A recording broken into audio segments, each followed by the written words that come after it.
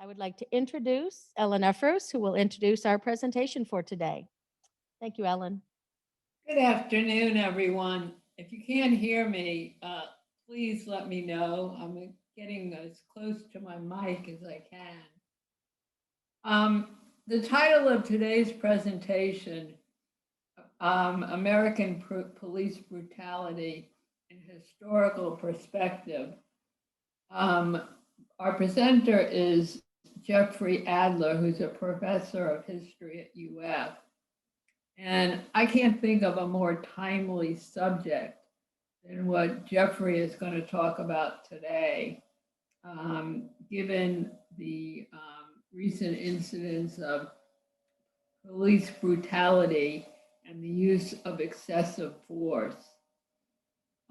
Jeffrey's research and his teaching interests focus primarily on the history of American violence and criminal justice and the history of American race relations. He's pretty well known. He's received a whole bunch of research grants from the Harry Frank Guggenheim Foundation, the National Foundation for the Humanities, and the American Council of Learned Societies. He's also found time to write some books. I don't know how he does all this, exploring violence and policing in American cities, including First in Violence, Deepest in Dirt, Homicide in Chicago, and Murder in New Orleans. He also has written a book on the creation of Jim Crow policing. The presentation today will explore American police violence during the last, 100 years. By the start of this century, police were using deadly force in the United States, and it soared to 100 times the United Kingdom's rate. This use of police brutality actually tore at the fabric on America. And he's going to talk about how and why this occurred. He has some visual materials which he will share with us, and we will take any questions and answers at the end of his presentation. So with that introduction, I'm very pleased to turn the presentation over to Professor Adler. Well, thank you for that nice introduction, and thank you for inviting me and for joining me in this discussion. Needless to say, we live in a world that's been rocked by episodes of police violence. The Rodney King beating in 1991, in some ways kind of began a new era because of the taping of it, of course, and the killing of Eric Garner in 2014, and obviously, most recently, and maybe most importantly, the George Floyd killing in 2020. And this has triggered an enormous public debate on American policing and definitions of law and order, and it obviously has had a huge ripple effect in very complicated ways, as we know, on American politics. And what I'd like to do today, as Ellen indicated, is to figure out how we got here, because it wasn't a recent development. There are two distinctive elements in American police violence that are incontrovertible, for which there's immense qualitative, but especially given the kind of research I do, quantitative evidence. And the first is that, and let me shift to an image here, is that by international standards, the United States absolutely stands alone in police violence. That there's no other affluent country in the same range as the American police in terms of the use of deadly force. And I think this indicates that it's not simply a few bad apples, that there's something deeper going on. And this pattern has existed for about 100 years. It did not exist 130 years ago. That's not to say racism didn't exist 130 years ago, because of course it did.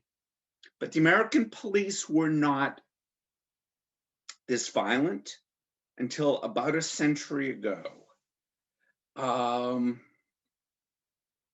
Shift here. This is the same data basically by rate per million, and so it demonstrates the same general pattern. And the numbers are just stunning.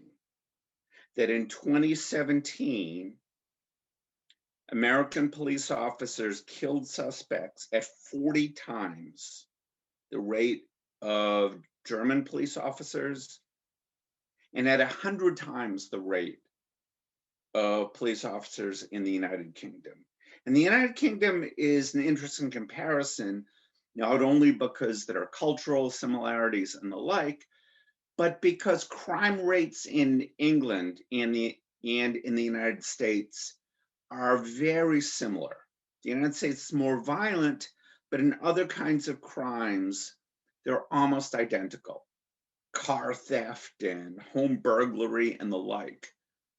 And at the very least, this demonstrates that the issue is not that there's simply more crime in the United States. It's much more complicated or very different from this.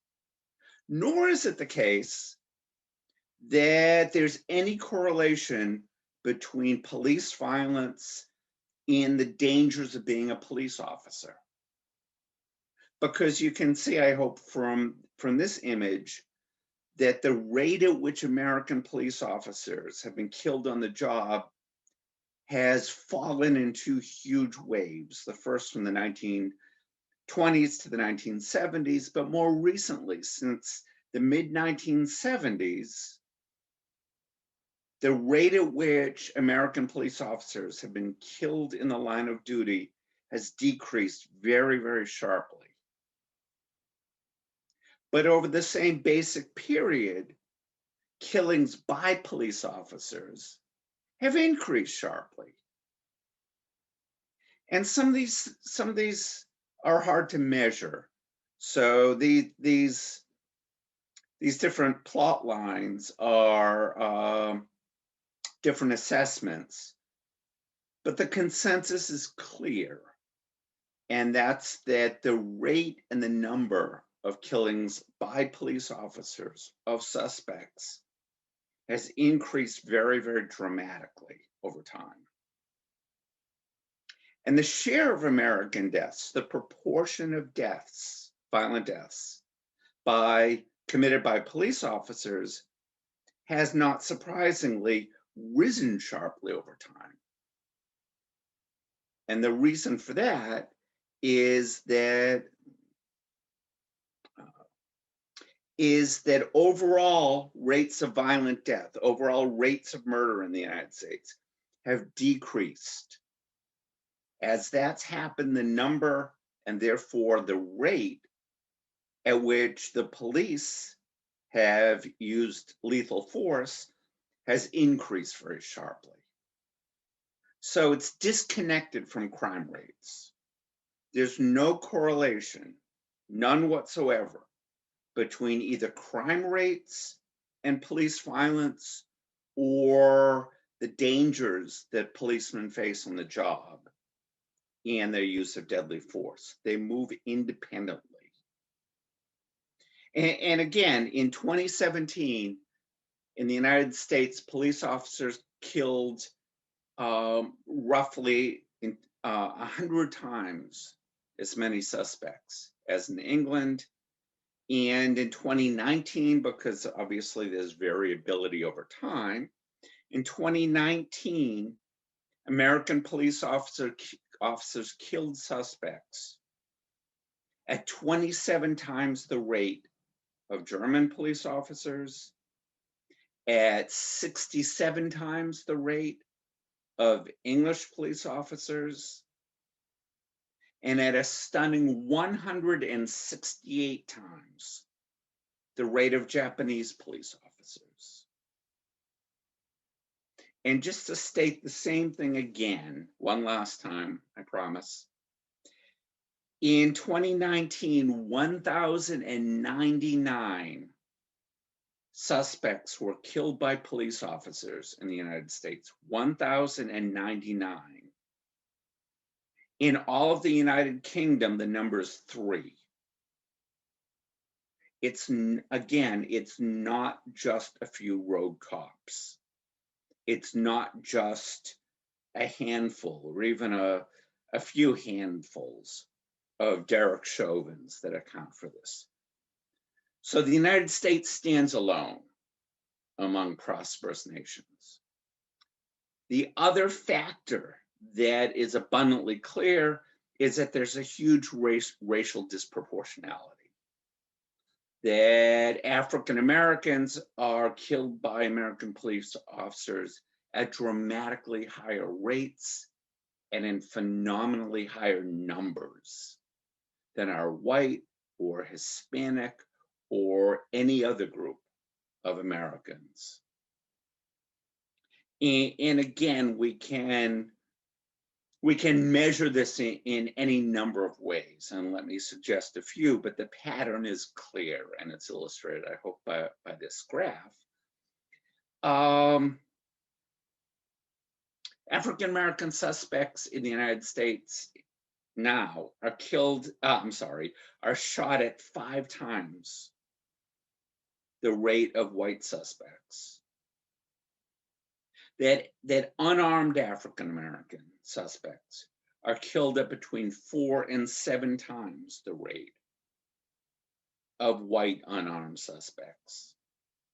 That the rate of fatality is almost 8 times greater for African Americans. For African American young men, the rate of death by police officer is 21 times higher than the rate at which police officers kill white young men.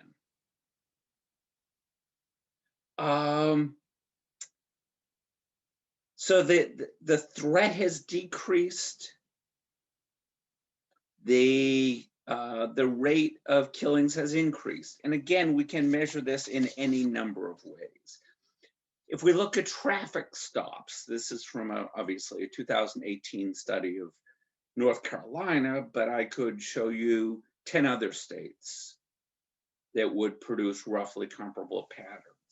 And the key here is the same, racial disproportionality, that African Americans are stopped at 3 times the rates, I should say, stopped for non-driving, non-traffic violations, not speeding, not running red lights, but what's called legally investigative stops. They seem suspicious. There's a headlight out. So it's not a clear objective violation of traffic laws. So in modern America, African Americans are stopped for investigative police office by police officers for investigative reasons at 3 times the rate of whites. They're searched at 5 times the rate of whites. And the rate at which illegal contraband, particularly guns, are found is 3 times lower than for white drivers. And again, any number of ways of slicing and dicing this and demonstrating the same pattern. Let me show you one more, then I promise I'll move on. And that's New York City's stop and frisk operations at the beginning of this century. And as I suspect you know, the argument for stop and frisk is that highly trained New York police officers can, with a high degree of frequency, determine if someone is carrying a weapon. They can determine it from the angle of waistbands. They can determine it from bulges under sweatshirts and in pockets. And stop and frisk was part of a broader strategy that was supposed to find illegal firearms and get them off the streets. And the key numbers here, and I promise I'll leave my quantitative evidence in a moment, is that relative to the share of the population, African Americans were stopped and they're frisked at twice the proportion of whites. And these enormously skilled, trained New York police officers who could look at you and determine from the way your clothing sits, you're carrying guns. They found weapons in 0.9% of cases, less than 1%. They're wrong in 99.1% of cases, but they stopped African Americans twice as often. And I won't bore you with quantitative evidence, but studies of sentencing, of conviction rates, and of arrests have found that if you control for everything imaginable, you control for the kind of crime, the time of day, who is involved, the ages, if you control for any number of variables, what you find is racial disproportionality. That all things being equal, having dark skin results in the United States today in dramatically higher rates of arrest, of indictment, of conviction, dramatically longer sentences, and a higher proportion of capital sentences for which people are executed. And there's been particular research done on Florida. And what it's found is more of the same, essentially. That African American defendants in modern Florida are more likely to be convicted. And if you control for every other variable attached to the crime, receive longer sentences. And the evidence gets even more unsettling, even more outrageous, because the evidence reveals that phenotype, that appearance, correlates as well. That having darker skin among African Americans or overall results in longer sentences. That having physical features that are identified as more stereotypically African, flatter noses, curlier hair. In modern Florida, if you control for everything else, that translates into longer sentences and a higher proportion of capital sentences.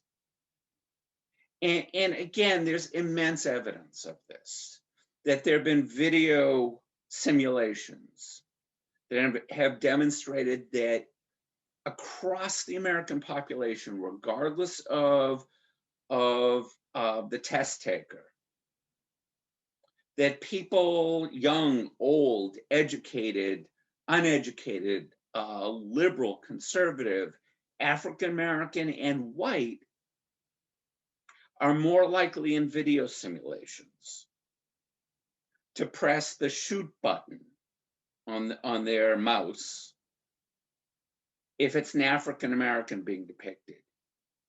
They shoot faster. They're more likely to mistake cell phones for firearms. They're more likely to interpret ambiguous motions as acts of aggression. And the reason that this is relevant is that it correlates almost exactly with police homicides, that the police are a subset of the larger American population, not more racist necessarily. And even the race of the police officer doesn't eliminate these racial disproportionalities.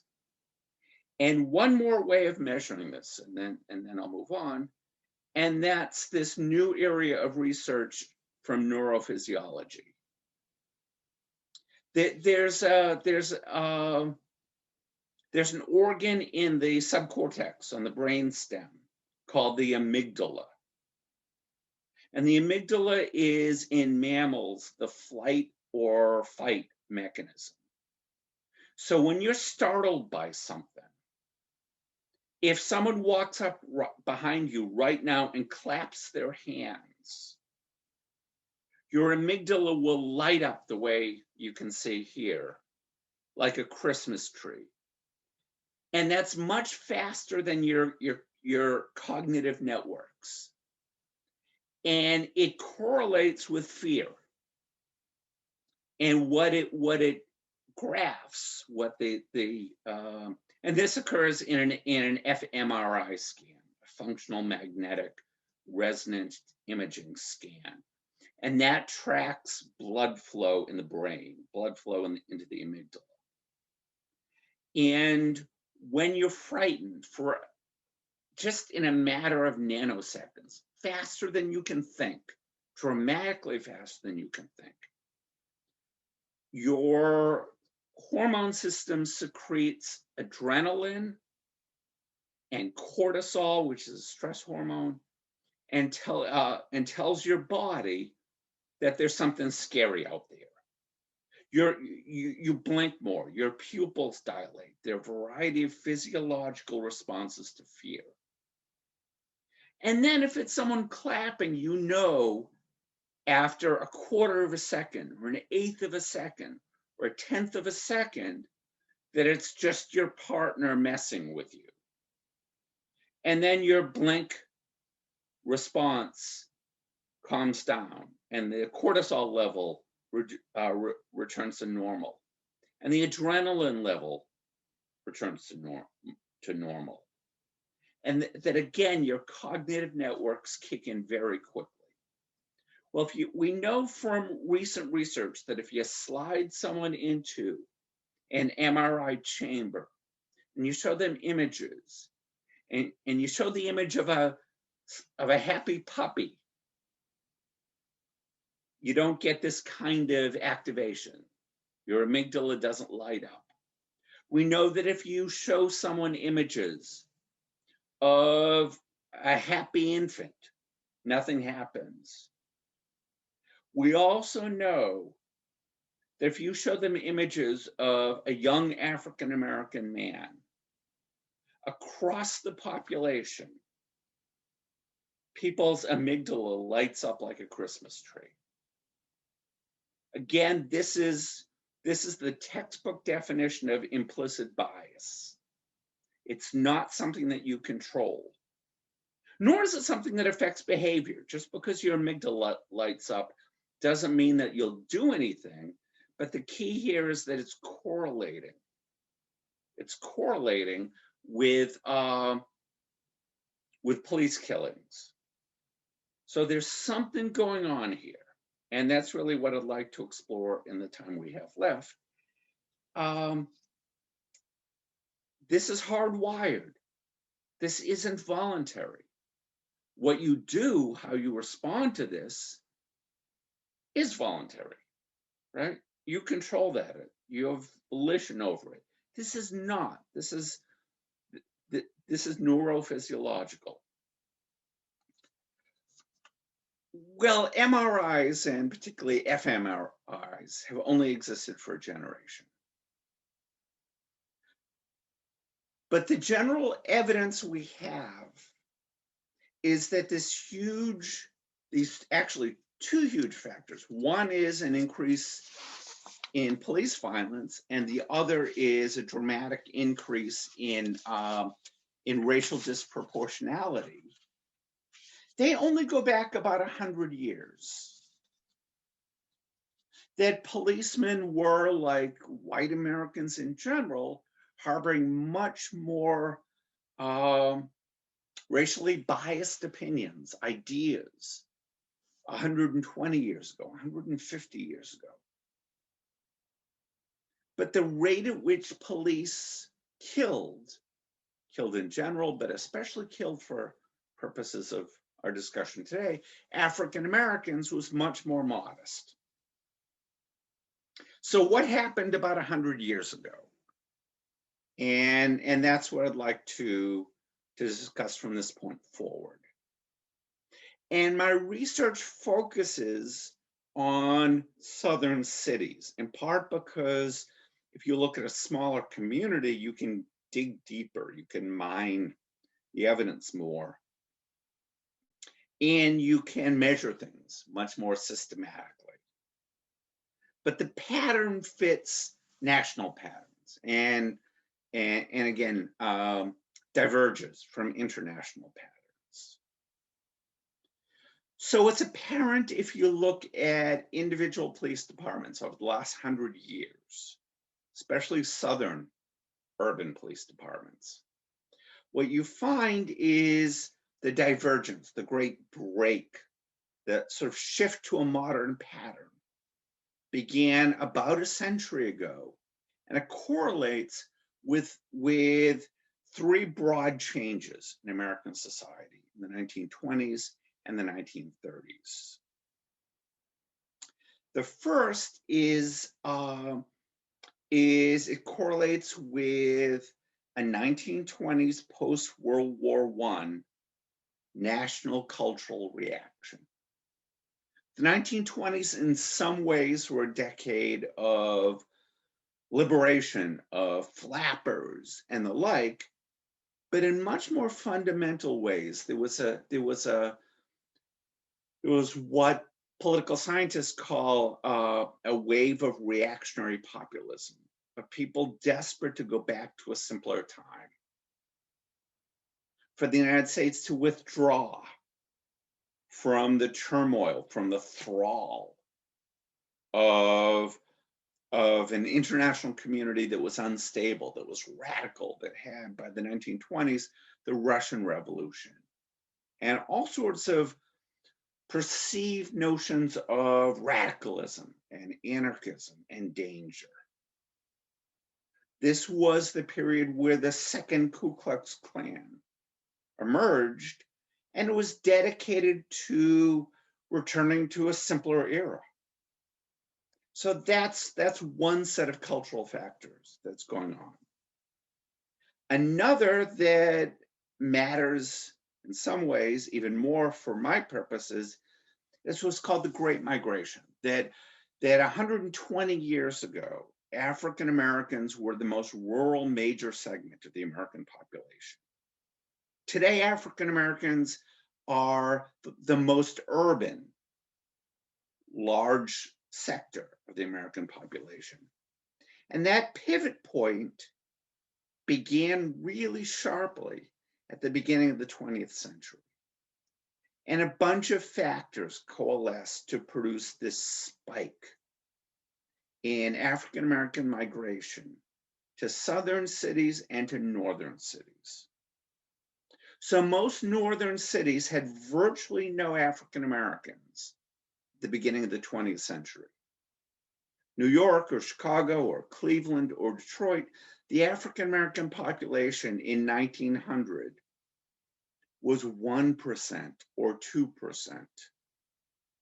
And that began to change very rapidly in the 19 teens and the 1920s. It tapered off a little bit in the 1930s because of the Great Depression, and then accelerated sharply. And this huge flow of African Americans to cities in general, southern cities, but also northern cities, correlates with, among other things, a crime wave. Now, it wasn't a causal relationship, but there was a correlation. That is, as African American migration to cities increased, the American homicide rate increased. And it increased very, very sharply. Just between 1920 or so and 1925, the homicide rate in American cities increased by 81%. It nearly doubled in half a decade. So in a city such as New Orleans in 1925, New Orleans by itself had more murders than the entire nation of Canada. This wasn't caused by prohibition. That would be the kind of facile, the simple explanation, but that's not it. Throughout the United States, rates of violent crime increased very sharply in this period, and it coincided with the Great Migration. Again, A didn't lead to B, but in this era, in this post-World War I era, white Americans began to identify the surge in violence with a collapse of the social order, and especially an influx of African Americans. So the three big factors that acted in confluence in the 1920s was this wave of anxiety, the Great Migration of African Americans, and those two things coinciding with a very dramatic uptick in the number of African American migrants to cities, but especially African American young men going to American cities.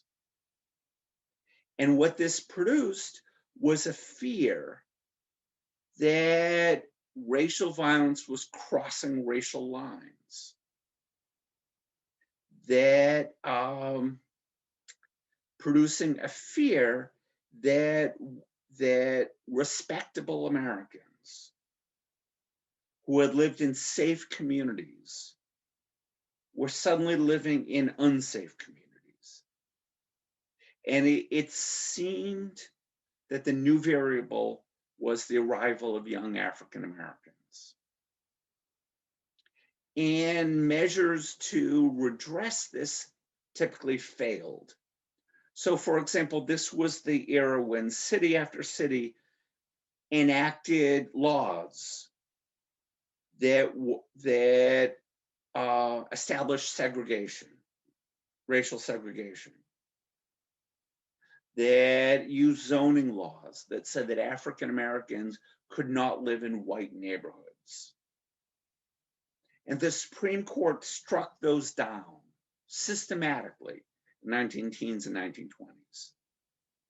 For what it's worth, and it doesn't really matter for the purposes of this topic, but those laws were not struck down because they violated any racial ideals, not because they violated the 14th Amendment to the Constitution. They were struck down because they were perceived by court after court as restraints on the property rights, on private property rights of landowners. So it became legally difficult, not impossible, but legally difficult to confine African Americans. This is also the period when automobiles were widely adopted. So in 1900, there were roughly 8,000 automobiles on the road in the United States. In 1925, there were roughly 27 million. And one of the challenges in driving is that whites said that African Americans were acting out as drivers. They were claiming equality. They were rejecting notions of racial etiquette. So they weren't deferring to white drivers. And again, in the minds of many white Americans, this seemed to correlate with this uptick in violence. It seemed to be a kind of ripple effect of cities having larger number of people who are kind of violating the codes of polite, the unspoken rules of polite society, that in people's imaginations had maintained social harmony and maintained social order. And the perception was that this spike in violence was crossing racial lines, that white Americans were at greater risk, physical harm, risk of physical harm from African American residents. Again, racism wasn't new, and racist ideas and notions weren't new. But somehow they became more tangible in the 19-teens and especially the 1920s. And one of the effects of that was it redefined law enforcement. And it did so in two ways. One is that the police, until this period, the police were largely across the country untrained and unprofessional and largely instruments of the political machine. Cops were doing two principal tasks 120 years ago. The first is that they were muscle for political machines. The second is, which became more the case in this period, the police became actively involved in traffic control. And as the crime rate increased, Americans began to believe that the police have to fight crime. And what this meant was that the police needed to engage in much more aggressive behavior and much more active behavior than they had as traffic cops or as individuals overseeing elections. And in many places, this is the time when the police professionalized, when the number of police officers increased dramatically, and when people began to invest more faith that the police were the last line defense against disorder. And that's the crucial connection here. That the notion that you should call the police if you feel threatened, that didn't exist 120 years ago. It did exist 80 years ago or 90 years ago. And that coincided, as I've suggested, with this period of kind of much more weaponized, much more virulent, much more deadly, really, racial fears. People began to trust the police more. They began to invest the police with more authority. And this is the period when the police use of force increased dramatically. And it's worth noting here that that respectable Americans, white Americans, affluent Americans began to give police a kind of discretion that would have been unthinkable before. That notions of racial bias were thrown out. And that's because we know from recent research that if you ask 100 people on the street, for example, if they believe in free speech, nearly all of them will say yes. If you ask 100 people randomly selected on the street, if they believe that Bill of Rights should apply to all Americans, if you frame the question that way, people will say yes, no question. If you frame the same question differently, whether it's today or 100 years ago, you get much different answers. So if you say to people even today, should everyone have free speech protection? If you frame the question today, almost all Americans will say yes. If you say to Americans today, should terrorists have that right, or are there limits? People will say there are limits. Today, the limits typically apply to people identified as terrorists.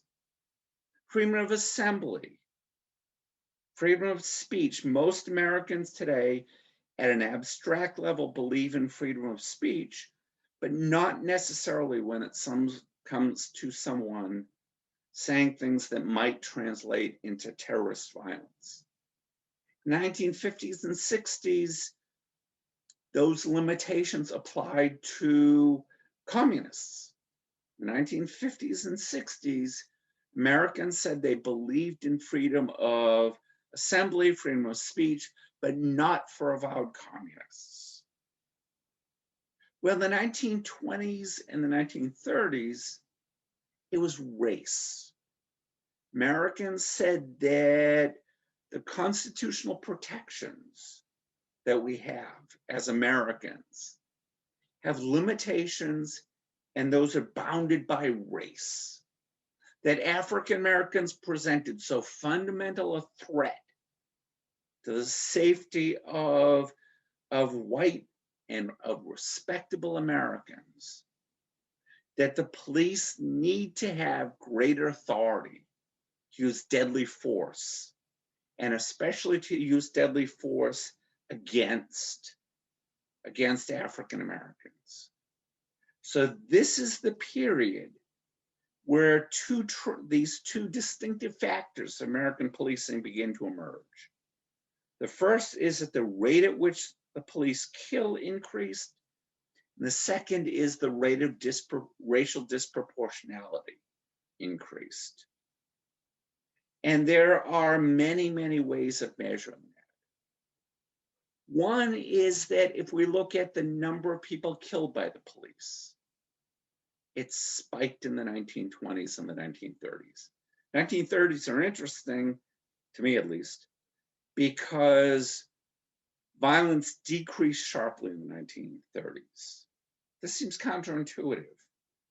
You know, we intuitively believe that as poverty increases, lethal violence increases. It actually doesn't work that way. And the 1930s, the era of greatest poverty, greatest immiseration in American history, was also an era of a sharp decrease in the rate of violence in American society. But what matters for our purposes today is that police violence increased in the 1930s, and racial disproportionality in police violence increased in the 1930s. And the reason is that the threat perception increased. So one way to measure that is that the role of the police changed and the role of police violence changed. In the 1920s, the police committed less than a third of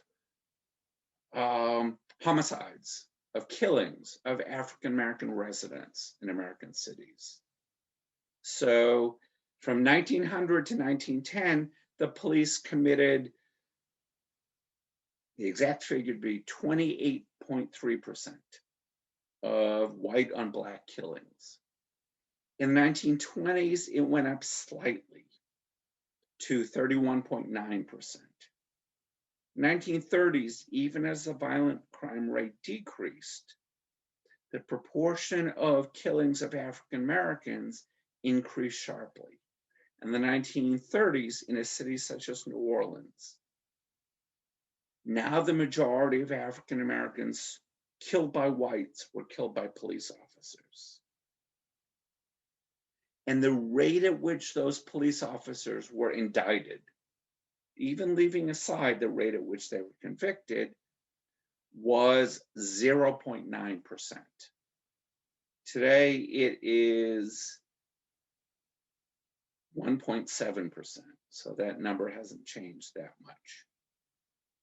So in the 1920s and the 1930s and the 1940s, within American society, the police emerged as defenders of law and order, and especially as defenders of law and order against the greatest threat to good, respectable, law-abiding people. In the minds of many people, certainly not all, many people, that was disproportionately African Americans. And that's when we see these two distinctive factors for American policing emerging. One is a spike in the rate at which the police use violent force, and the other is the rate at which they do so in racially disproportionate ways. And this is also an era where we see something that most people identify with modern society, and that's what's now called the militarization of the police. The police began to use essentially military surplus weapons. And what that means today is that, I don't know if it's still used, but at least as of a few years ago, the Alachua County Sheriff's Office had an attack helicopter. That police departments across the United States had tanks, they had bazooka launchers. They began to develop special units, SWAT units. But that process really dated to the late 19-teens and 1920s. Now, this is from New Orleans in the late 1920s, and it was primitive by modern standards. The police began to use faster vehicles, in this instance, just a motorcycle with a sidecar. They began to have machine guns for the first time. They began to use military surplus weapons from World War I. And obviously, that's developed by, this is Ferguson, Missouri in 2014, SWAT teams and tanks and grenade launchers and armored vehicles and the like. So a trend that we identify with the 21st century actually began in the 1920s and 1930s. And this is correlating with the surge in police violence and especially racially disproportionate police violence. This is the period, the 1920s and 1930s, where the things we identify with the characteristic features of modern policing began to emerge. They began to emerge in powerful, fundamental ways. So this is when it begins to happen. And let me start to wrap this up. it would seem as if this is when this notion of threat perception became baked into American society, not uniquely into American cops. I don't believe that American cops are especially more racist or more violent. But American police officers are in situations where we expect them to react very quickly. And what that means is that fear, that impulses, that the surge of hormones created by amygdala stimulation is much more often correlated with implicit bias. So the images that will set off, that will light up, that will activate an amygdala today are connected to race and age and the way in which those overlap. Let me give you one more very tangible example that will be familiar to a lot of you, and then begin to wrap things up. And this takes us to New York City in 1999. A very infamous or famous police killing of a Ghanaian immigrant named Amadou Diallo. Amadou Diallo was going into his home in New York City, into his apartment in New York City, when 4 detectives, plainclothes detectives, identified him. And in the loosest of terms, the most ambiguous of terms, Amadou Diallo resembled a suspect in a white on black rape. And really the only identifiers that overlapped is that, like the person identified by the rape victim, Amadou Diallo was a person of African descent and he was a young man. Other than that, there weren't very many similarities. So 4 police officers in a highly trained unit saw late at night a young African-American man going into a building. They stopped him and asked for identification. Amadou Diallo reached into his pocket and pulled out his wallet.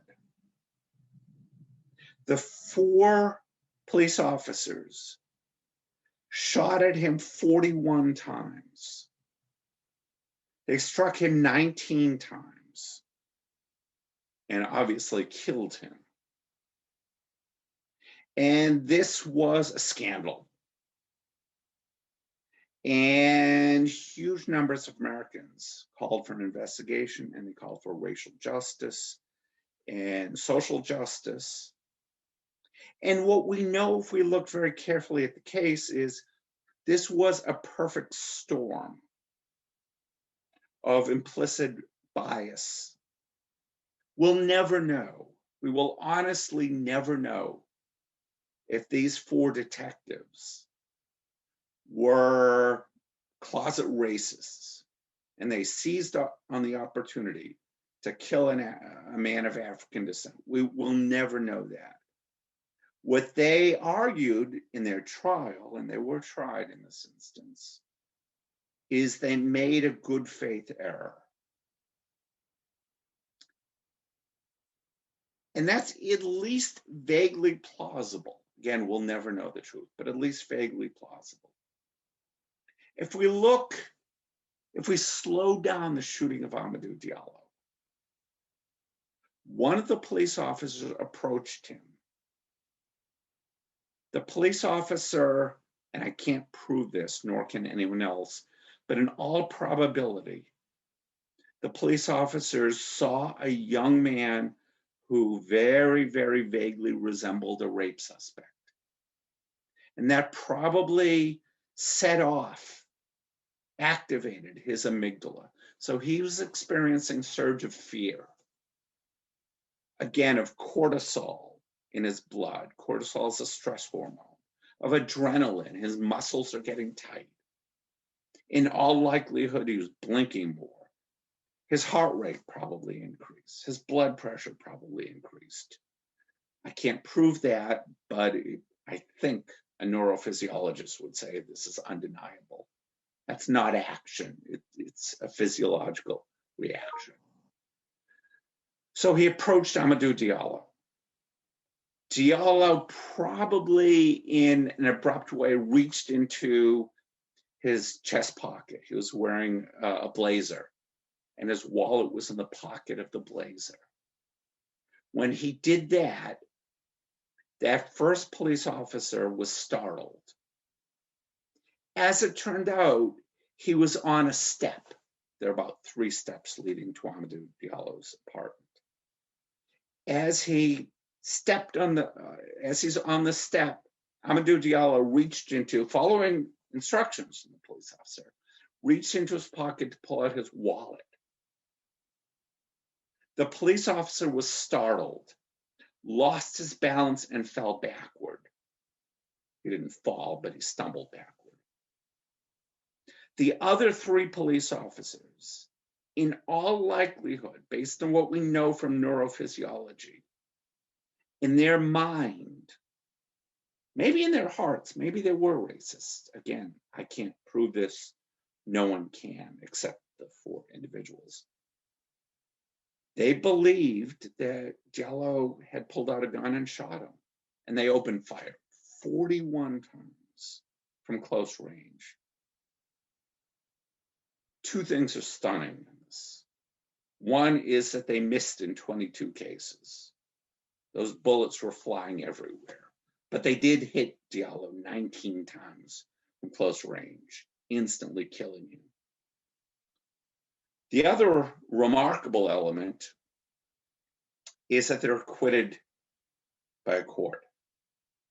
And as a brief aside, that really doesn't relate to what I'm talking about, but I find this stunning, is that the mayor of New York at the time, a man named Rudolph Giuliani, his public reaction to the acquittal is that he's never been more proud to be an American. Even if those 4 police officers made a deadly error, I'm a little puzzled that their acquittal made Mayor Giuliani proud. But that's really not the issue here. They were acquitted, but by an interracial jury. So in 2 minutes or less, there are 2 big takeaways here. One is the pivot point, the point at which police violence increased and racial disproportionality in police violence increased. It's the 1920s and the 1930s. This doesn't correlate with crime rates. It doesn't correlate with the rate of violence against police officers. It moved independently. It correlated with threat perception. And we still see that translating into 100 years of racial disproportionality in police violence that's now routinely depicted on cell phone videos. So the pattern we have today is about 100 years old. It's not a few bad apples. It's baked into the criminal justice system. And it's what gives us this pattern of just remarkable disproportionality in the rate of lethal violence by the police. So to conclude, because by my clock I have 1 more minute,